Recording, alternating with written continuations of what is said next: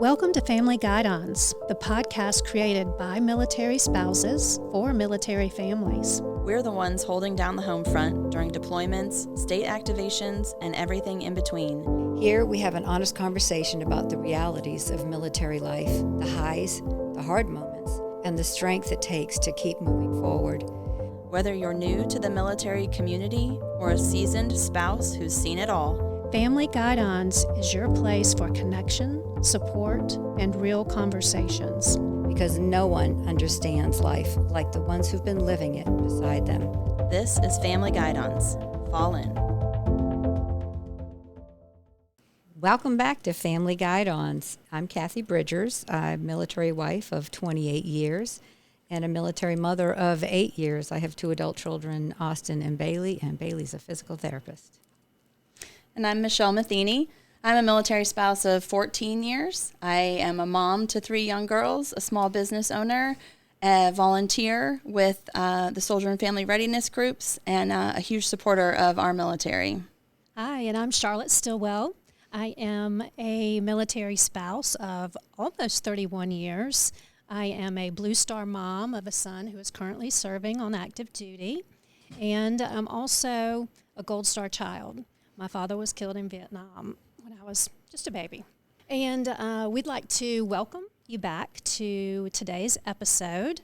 A lot has happened since we were last in the studio, and we just felt like it was important for us to pause our previously announced topic just for a few weeks and go over and to discuss some of the things that are happening in our lives. There's no doubt that we are living in some unsettling times at home and across the globe. And while our service members are prepared and well-trained for their mission at hand, as family members, there's no real good way to prepare for the uncertainty that comes along with their call to serve. Today's episode is titled, Holding It Together at Home, Coping with Deployment Stress and Anxiety. So we're here to just remind you that you're not alone in what you're facing and the challenges that you're facing right now, especially if you have a loved one that's deployed. I've sent my husband off to 9 combat missions, and so I understand how it is to try to keep that emotional stress from bleeding over onto your kids as you're trying to take on the responsibility of mom and dad and also trying to figure out how to run the household by yourself. I also understand what it feels like to send off your adult child. I just sent mine off to his first combat mission in support of Epic Fury, and the feeling of helplessness and fear is it's a different feeling than sending off your spouse. It's just as hard, but in a different way. But with the right support and the right tools and a lot of prayer, you can get through this, and that's why we're here today, to get some good tools and tips. Absolutely. So we have all done this in various forms over the years, but although we get through it, that doesn't mean we are experts by any means. So we have brought in an expert today, and we are really excited to have Lisa Mustard here with us. Lisa is a licensed marriage and family therapist, and she's the psychological health program manager for the South Carolina Military Department. So she's going to talk to us about practical coping tools, parenting support, emotional health resources, and just kind of how to navigate the uncertainty of the times when your service member is away. So thank you so much for being here with us today. Well, thank you for having me. I'm honored to be a part of supporting our South Carolina military. So thank you, ladies. And we also, as we talked about this, recognize that this is a huge topic that we wanted to devote the time to that it deserves. So we're going to go ahead and plan to break this up into 2 episodes. So we'll get started today, and then we'll finish up in our next episode. So if you're tuning in today, please make sure you listen for that next one as well. So I think one of the biggest things in my mind to start with is just trying to help people understand, who maybe aren't familiar or who haven't done it yet, understand the stress that comes with a deployment. Sometimes way in advance. Sometimes you get, 24 or 48 hours notice. So I also think there's a lot of emotional whiplash that happens in those first weeks or month when they're gone. So what do you feel like some of the most common feelings that spouses or family members experience that you hear about, during that initial time? Oh, I think it runs the gamut of, sadness and maybe anger and already grieving that they are leaving, not knowing what's to come, fear of the unknown. There's no right or wrong, I think, feelings to have about it, because it's going to be different for every person, and every family's going to handle it differently from what I've experienced. But the emotional whiplash, I think that's a great term. And what that really, I think, means is there's a mix of, relief and then exhaustion and then an unexpected emotional drop. Because as you're getting ready for the soldier or service member to deploy, you're going through all these, you're getting ready, you're doing all the things, you're staying busy, you're distracted in yourself. Then they go, then you're relief. And then you realize you're so exhausted from getting everything ready, and then eventually you kind of drop from that. So, and I think a lot of people don't expect that. They don't expect that drop, and that's where maybe you're at home one day and your service member is gone, and your kids are in school, or you're at work, and you're just like, why do I feel like this? So I think there's a lot of that happens for people. Yeah, I definitely remember that from when Bill left. A few months ago, that you get to the point and people are kind of like, oh, are you like so nervous or so sad that he's going? And you get to the point kind of where you're like, I'm just ready for it. Like, we've done all the things. I'm tired of talking about it. I just want it to start so that it can be over. But then once they're gone, it's like that initial sadness that you have to process through. And having kids makes it so much different, seeing how they process it. Right. I have 3 kids and they are very different. And they have processed it very differently. Some of the normal reactions that you expect of the sadness. And then from one, it was kind of like I don't want to say indifference, but like a head in the sand, right? Like, we're not even going to talk about the fact that he's gone. Like, there are no tears. There's no anything. Like, she doesn't understand what everybody else is so upset about, because she's just living life like nothing is happening. Yeah. And then it took her a couple of months, honestly, to say for the first time, I miss Daddy. Like, I'm sad about this. And so I'm like, everybody processes it differently. Absolutely. For sure. Mm-hmm.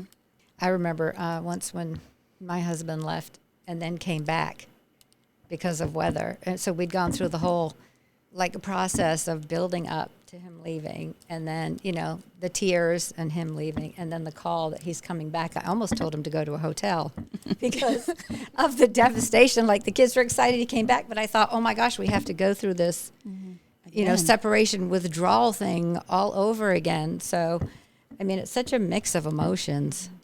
I'm curious what you see. Like, how do you think those feelings show up differently for kids versus spouses versus parents of a soldier? So many different emotions. I like your example of how one of your kids, it took her, she just put her head in the sand, and maybe your other kids are talking about it or want to talk about it, or they're up and down. It's going to be the same. It's going to be across the spectrum of ways that people cope with it.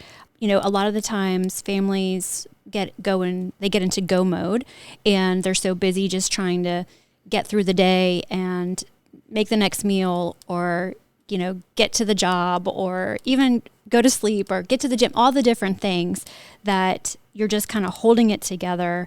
And you might be feeling lonely, you might be feeling tired, emotional fatigue, and that's going to show up differently for different people. The way that they, process those emotions is going to look different. So there's no right or wrong way, I think, for it to happen. It's just, what is that going to look like, especially if you're dealing with kids. And I know we'll get into this more later, but knowing your kids and seeing where the behavior change might be is really important.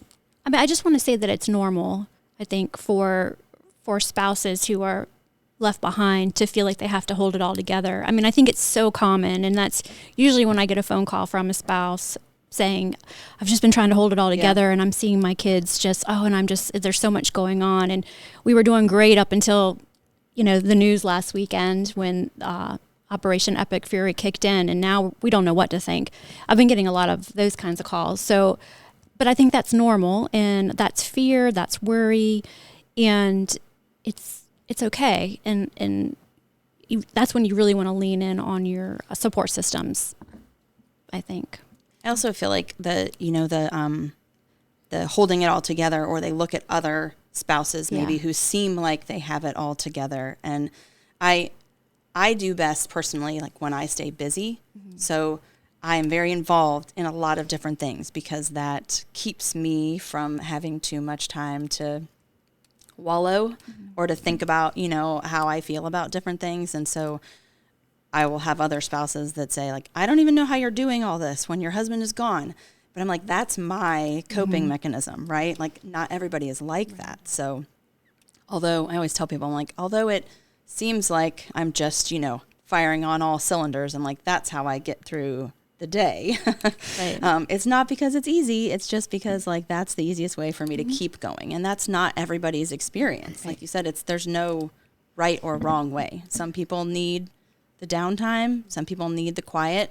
Some people would go crazy in the quiet, and they just need to keep going. So, and needing the quiet speaks to me. I would do all the things I needed to do in the public with the children to get things done, but I knew when that edge kicked in, I needed to retreat to my own house, and I needed just to stay put.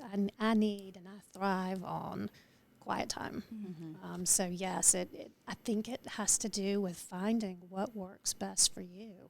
I'm kind of a combination of both of you. Like, I like to have a certain amount of activities planned so that we can stay busy, because if I have too much downtime, then I get on that mouse wheel that's not good, mm-hmm. that, what ifs and all that kind of stuff. But I also need that quiet time, because for me, prayer and getting into scripture or listening to like a Christian meditation app is what gives me my breath back. I feel like it allows me to breathe again. So I'm kind of like busy, but then I have to have that quiet time too.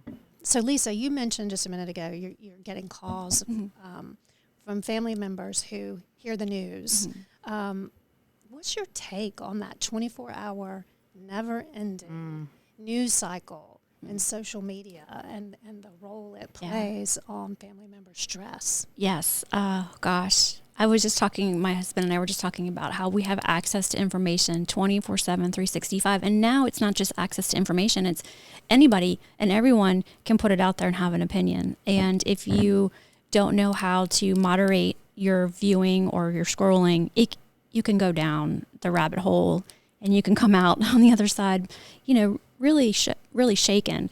So I always recommend to have a schedule when it comes to checking the news, especially right now. Maybe however your personality is. I don't like to check it first thing in the morning because I like to ease into my day. But if that's who you are and you really need to, then do that.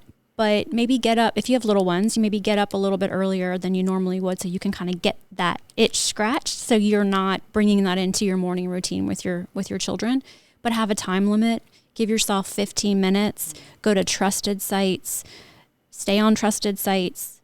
Know that sometimes information is presented to us to get us to feel a certain way. So we want to really be discerning and rational about what information we're taking in, know where that information's coming from. So set a time limit.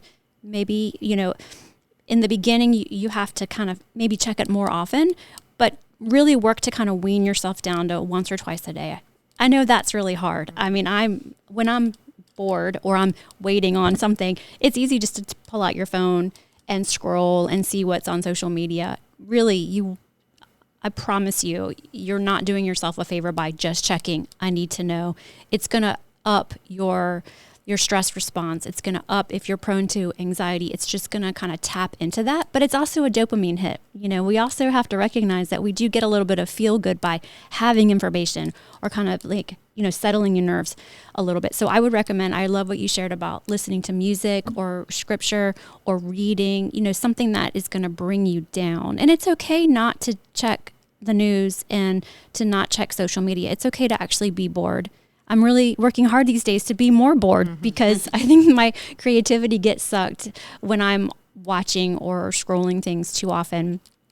But it's okay. And, there's a couple things that you can do when it comes to social media, you can get some of those timers for your app, an app timer if you struggle with it.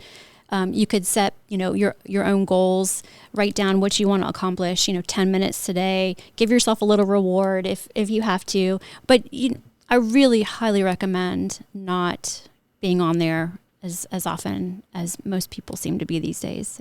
It's just too much, really too much. I think one of the best things I did for myself when he left was to take those apps off of my home screen. So I don't see them. So it's not like an immediate, I'm doing something else on my phone and then I see that little icon and I just, the urge to tap it. I've toyed with the idea of taking them off my phone completely because I just feel like it's still so easy to go find it when I'm feeling kind of out of control of the situation, right? And you just want to look for something that will reassure you. But I did have one point I wanted to bring up because I know we have some listeners who are not military maybe, but curious about the military life. From my perspective, I think one of the best things you can do for a military family who has someone, that's maybe deployed is to check in on them, but not in the, oh my gosh, I just saw the news. Have you heard from Bill? Is he okay? Yeah. There is nothing that will send a spouse into a spiral faster than a comment like that. So I love check-ins. I love that I have so many people in my life right now who are sending me a message just saying, hey, I'm thinking about you. Hope you're doing okay. But leave it at that and have no expectations of what the response should be, right? When you ask a military spouse for information or to confirm that their loved one is okay or that you tell them about something you've seen, it just stresses them out. I know I'm not the only one, right? That's definitely not the only one. Yeah. I've gotten the phone call, hey, did you get the news an airplane went down? And I'm like, I mean, the first thing is Right.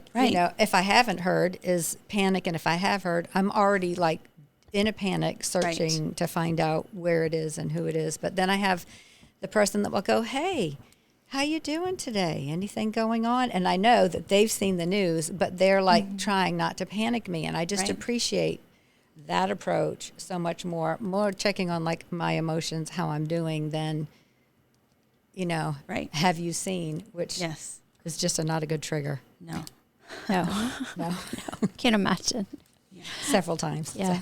Yeah. And just that's a really good point. And something that I wanted to say maybe earlier was, when a soldier deploys and it's that initial first week or two of the family kind of getting used to the soldier being gone or their airman being gone, when as a friend of somebody who who's a civilian who has friends who are military families, everybody wants to check in with you in the beginning, but they forget about you at 6 weeks. And that's something that I notice for families as well. It's really important for friends to check in 6 weeks later, 3 months later, because that's kind of when you're in the thick of it and you almost feel a little bit forgotten about. And I've seen that with families too, and I think that our civilians need to know that families are carrying so much, you're in a deployment too.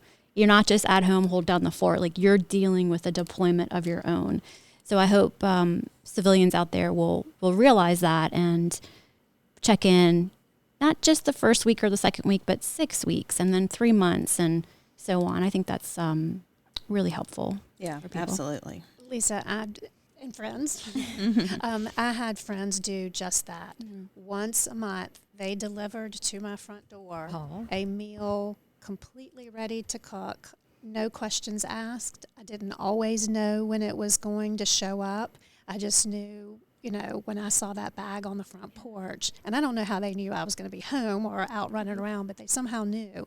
I would come in and there would be, a meal right there. It made the world of difference to me. And it once a month throughout the whole 17-month deployment, not being forgotten was really what I also was feeling in that moment. Right. Yeah. Oh, Yeah, such that's good wonderful. friends. So, Lisa, how do we know when the normal stress that we're feeling during a deployment hasn't crossed over into something that's more serious and something that really should be addressed? That is a great question. A lot of people want to know what's normal and then what isn't normal. And usually where I like to share with people is if you're not usually an anxious person or you don't tend to worry, but you find yourself constantly worried, constantly anxious, you're kind of jumpy, that could be a sign of a problem, that you need a little bit more support.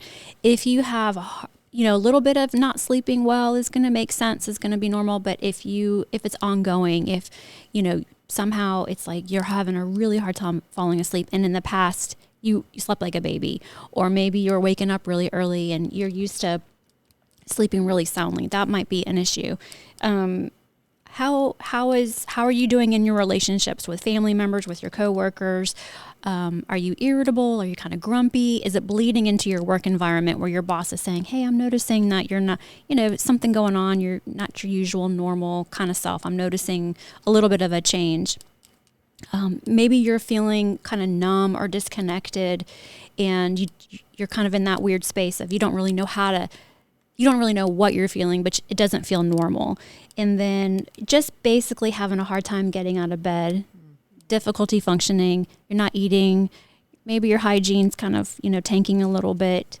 That's usually, and then if you are drinking more, maybe that's showing up. You're finding yourself needing, instead of, having a cocktail once or twice a week, just one, you find yourself having a couple glasses of wine every night or a couple of beers more than normal. You want to take a look at those types of behaviors because that could lead into more of an issue. Yeah, I feel like, just looking at my own life, I think there's a normal amount of disruption in your everyday routine that, that feels like it's expected. But when it crosses over into like, yeah, exactly, you have a hard time, getting motivated to do the stuff you have to do. Or I think for me, when I know I'm getting really stressed out, it's like that my fuse gets much shorter. Like my patience with just the inconveniences of everyday life, or, the crazy things that kids do, when I feel that getting to me more than normal is like when I'm, when I tell myself like, okay, I need to take a step and like figure out what I need to do for myself to get back in, that normal routine. But, kind of along that lines, when it comes to our kids, because depending on age, like I said, I have some that are willing to talk about it and some that don't talk about it at all. Some that don't really understand, what's going on. So what are the more subtle signs for kids that, they might be struggling in a more serious way, but are having a hard time expressing it maybe? Sure. I would say this is kind of across the board for kids. If they're having a hard time sleeping, if they're having nightmares, bad dreams, that would be something you'd want to look at.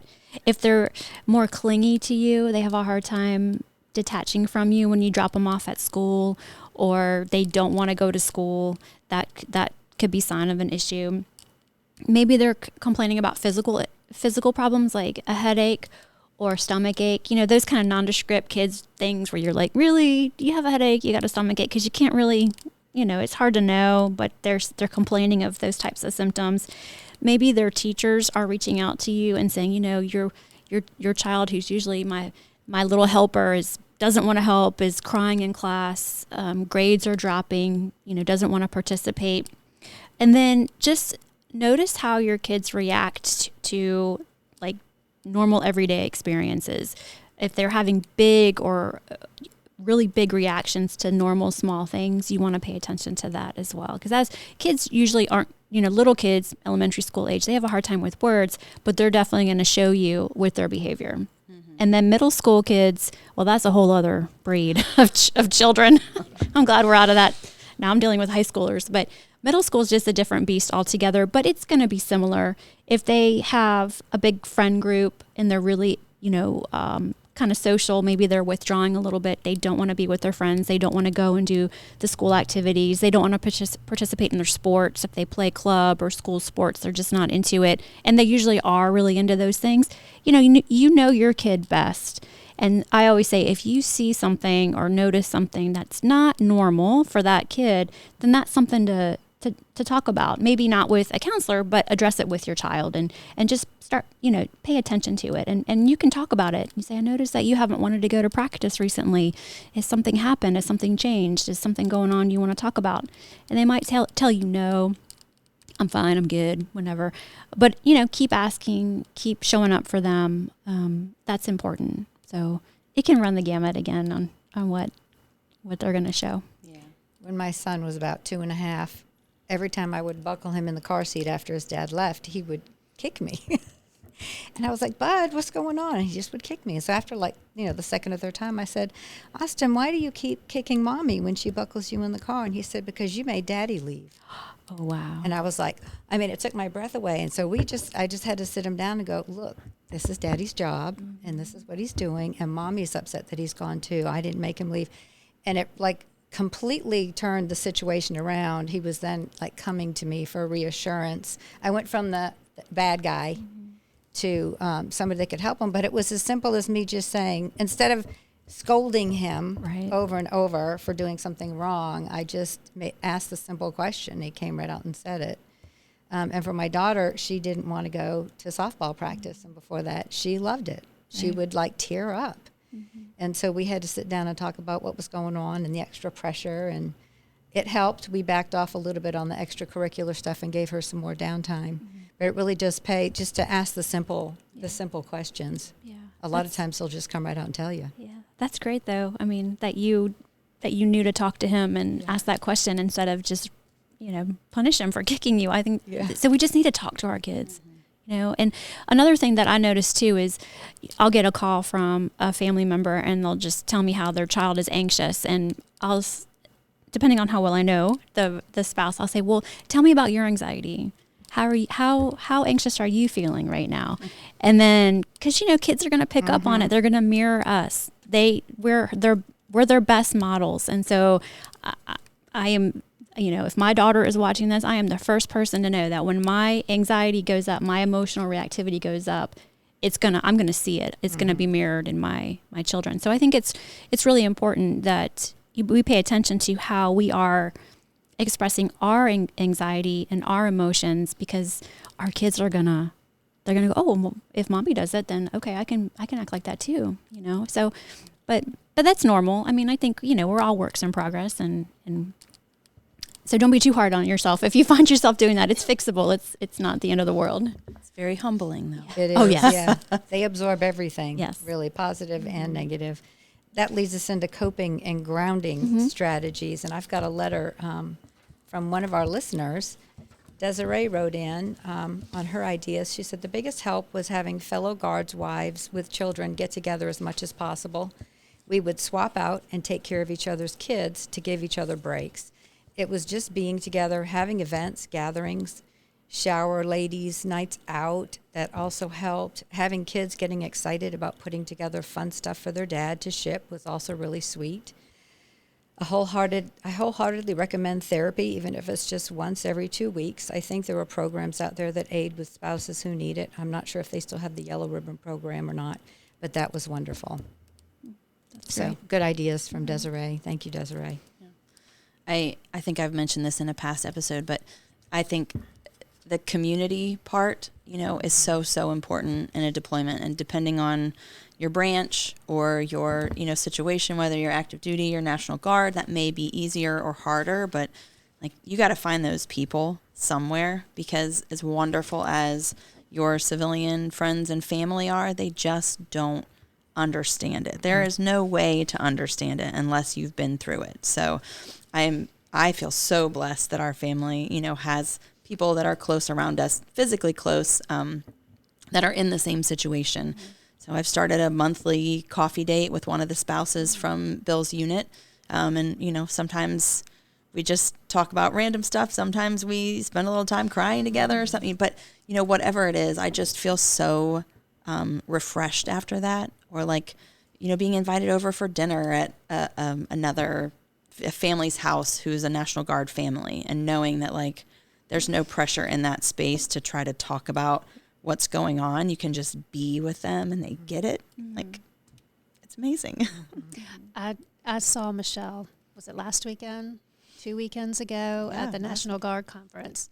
And she was in one of the hospitality suites that we were visiting, and I just was impressed, and I hope that just being there and being with friends who have walked your shoes was very helpful for you. It was. Good. It's a mixed blessing. Yeah. I had a nurse practitioner pop into an office. I was getting a treatment done for something, and she heard I was in the office, and her husband's deployed in the same unit with my son. And she just came in the door and looked at me, and I looked at her, and she said, I just needed to be in a room with somebody who understood. And we both just like teared up, but we didn't even really say that much to each other, just that, love you, praying for you. And then she had to pop out and go to her next patient. But it did help, like, just make me breathe a little bit better. Yeah. Just being in the same room with somebody who just has the same heart pulse that you have. Yeah. Just settles you a little bit. So do you have any ideas for people how they can calm themselves Yes. when they don't have somebody else around? Yes. So I have two things I want to share, and these are just great coping tools to help you no matter what the situation is, and you recognize that you need to maybe calm yourself down a little bit. And deep breathing is so helpful, and I know people kind of scoff at it, but until you actually try it, it really can work. So one of the things that is really easy, and I won't do it right now because I look kind of silly, but inhale through your nose for the count of 4, and then exhale for the count of 6, and repeat that 4 to 5 times, because the longer inhale really does help with the anxiety and worry response in your body. So I always recommend doing that, and then chances are you're going to feel so much better after you just have a couple deep breaths in you. Another thing, if you tend to be a little more anxious or a little more worrisome, is this, you can ground yourself. It's called 5, 4, 3, 2, 1, and maybe you've heard of this, but you can think, you want to, in the moment, to ground yourself. What are 5 things that I can see? And you want to list them off. And then what are 4 things that you feel? So, your shirt, your pants, your hair, you want to really reach for things and actually touch them. 3 things that you hear. So pay attention to maybe the birds or water rushing or wherever you are. If you're in the car engine. 2 things you can smell. Hopefully they're pleasant. And then 1 thing that you can taste, because when you take yourself through an exercise where you have to really focus and pay attention, you'll find on the other side of that you really do feel a lot better. So once again, that's 5 things you can see, 4 things that you can feel, 3 things you hear, 2 things you smell, and 1 thing that you taste. This will bring you out of those anxious moments or anxious thoughts. It really help you stay present and grounded. I have not done that, but the deep breathing or the slow breathing, it really does make a world of difference. Like, that is my go-to when I feel myself, when I feel that, that anxiety kind of escalating, or I can feel my heart rate, increasing, or I'm starting to get, agitated. And as I do that, 2 or 3 breaths in, I can literally feel my heart slowing down, or pounding less, less forcefully maybe. But it's crazy how quickly that really changes what's going on in your body. Same here. I've done the breathing one. Love it. I call it belly breathing because I make sure it comes out here, because it feels like I'm so tight here when I'm stressed, and it just kind of stretches that area. But I like the 5, 4, 3, 2, 1. I've never heard of that. Yeah. I haven't heard of that either. Now, when you do that, do you also put your hand on I do. it? I do that too. So I can feel it go out. Just to feel it. So I have an email about taking care of yourself during a deployment. No matter the situation, because it didn't have to be with deployments, I found surrounding myself with positive people kept my sanity. Taking care of yourself is the most important thing you can do for your family. My faith is strong, and that was and is an important part of making it through daily life for me. Keeping healthy is the other key to keeping your mental health in check. Deployments come with their own challenges, but the keys for me were and still are my faith, and its practice, exercise, and friendships. I know you speak a lot, Kathy, about your faith. I wouldn't be here without it, literally. Thank you. That was really good. I do think that speaks kind of to, the routine. So, you talked about the quick, the recovery stuff, right? Like when you're really feeling the anxiety. But are there certain routines or habits that you feel like are most helpful when you're in a prolonged, like stressful situation, like a deployment that may last for, 3 months or 10 months or 12 or whatever? Yeah, I'm a big believer and advocate for schedules, and the more scheduled you can be, the better. So consistent wake up time, consistent breakfast. If you're going to work, your lunch break is important. Coming home, when do you schedule time for exercise? Don't let those things slide. That's really important. Do you have a bedtime ritual that you like to do, or maybe come up with one?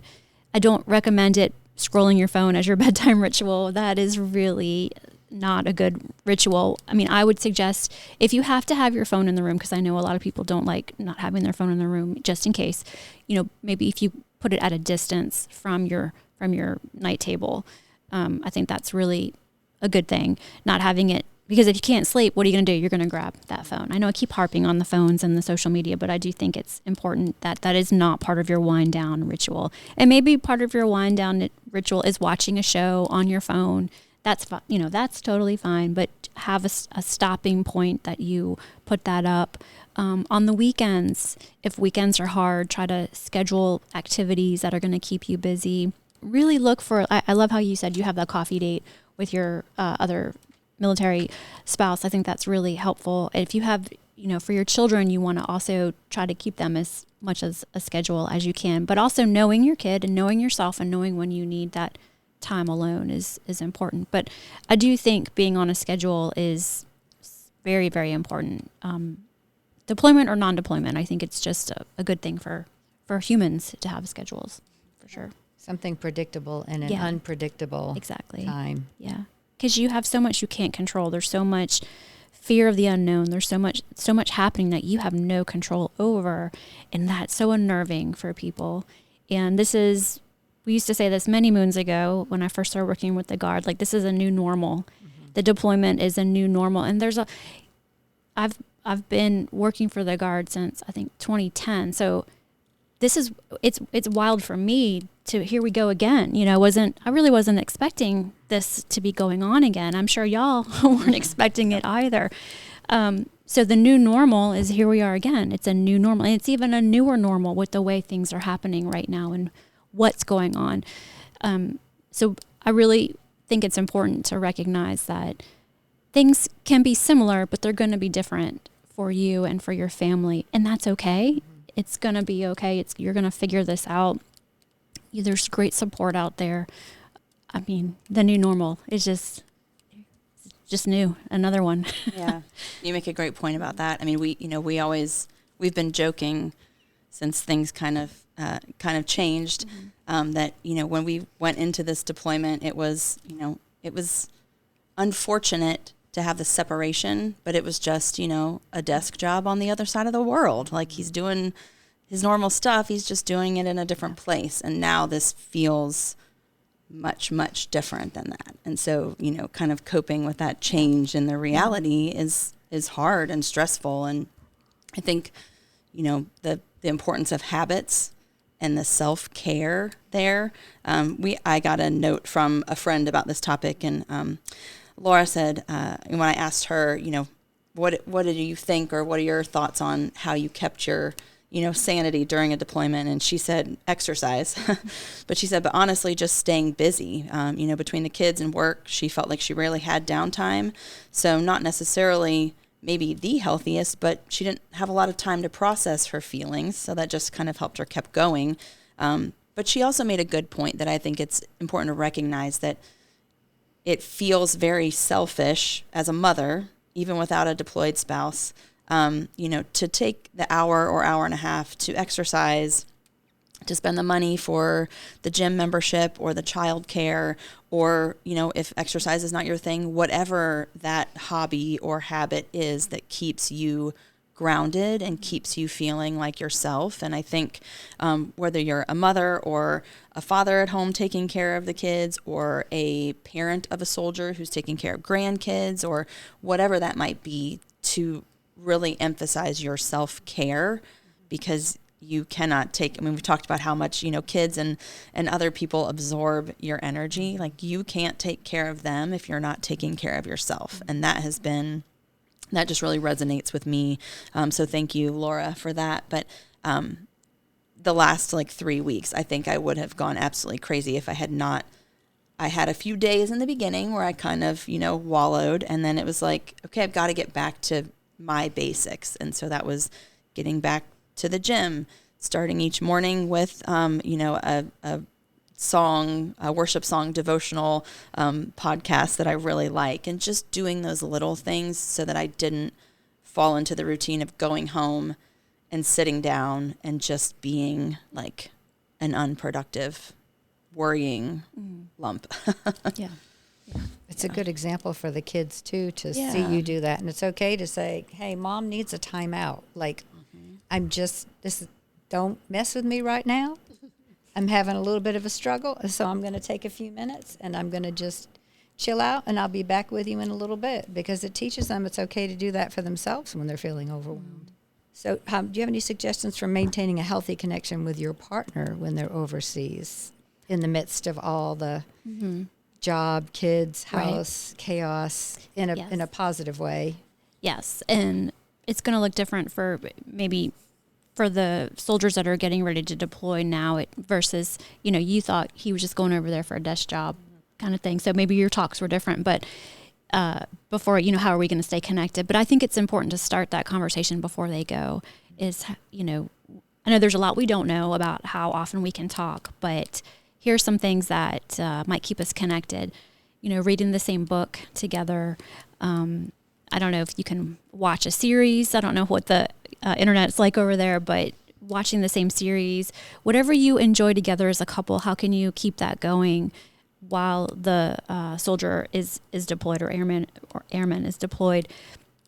And then how your spouse better than anybody. What kind of communicator are they?